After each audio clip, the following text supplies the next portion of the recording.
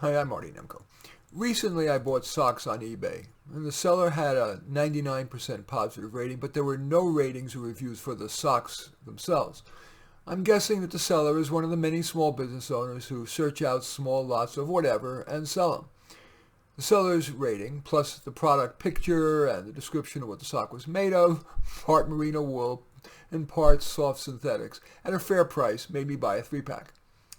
When I received them, they were even better than I thought they'd be, and it turns out they were Eddie Bauer brand. It's a quality manufacturer that had gone out of business. I wrote a 5-star review and bought another 3-pack. In writing that review, in just that small, simple, easy way, I helped the seller as well as prospective buyers to get a fine product at a fair price. I want to talk to you first about ratings upsides. We live in a world of stars. Well, at least that is star ratings. When we buy something online, we're bound to get an email asking us to rate it.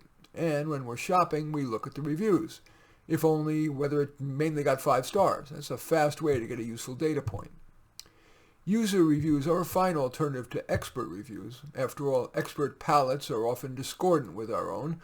The foodie critic might gush over quail eggs with a ragu of sun-dried tomatoes and kale. We're less likely to gush. The professional movie reviewer, complete with MFA, may swoon over a film's subtleties, but those only minimally affect the average viewer's pleasure. He or she mainly cares about the plot and characters. The professional tech reviewer might go gaga over version 7.0's 2084 by 2084 pixels as opposed to version 6.0's 1600 by 1600, while what we care about mainly is how easy is it to use, is it reliable, and is it a good deal. Another benefit of user reviews is that it capitalizes on the wisdom of crowds. I'd sooner trust dozens of regular folks over one expert, who, as I mentioned, may well overweight factors other than what matters to we mere mortals. Ratings can benefit not only customers but providers of this service, including those other than sellers. For example, Uber drivers rate passengers. Were they at the location that the rider promised to be?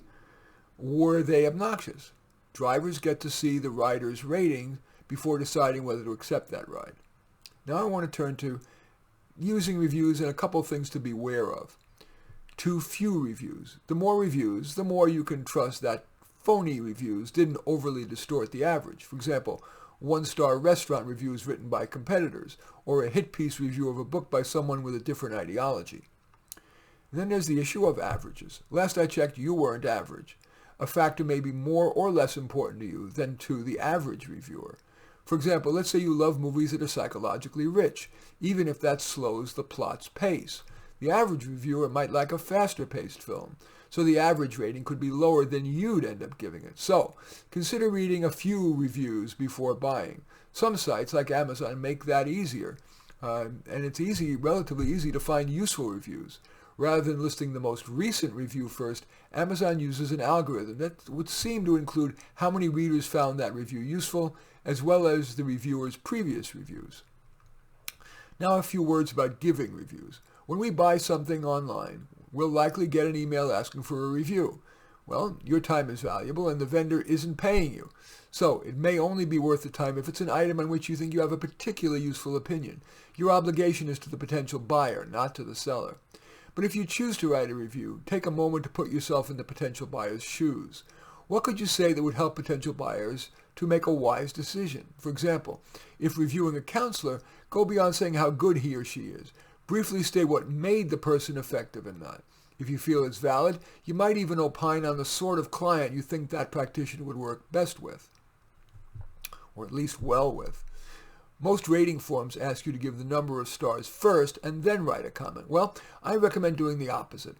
First write the product or service's up and downsides for you, and then, considering those, award the appropriate number of stars.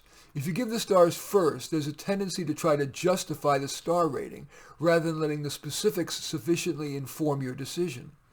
Of course, before awarding the stars, consider the product overall, but first listing its pros and cons can make your star rating more valid. And finally, a word about the effects of reviews on sellers. Star ratings' ubiquity and ease of use makes them important to most providers of goods or services. One bad review could cost a counselor many would-be clients. One scathing book review could turn potential buyers to one of the countless other choices.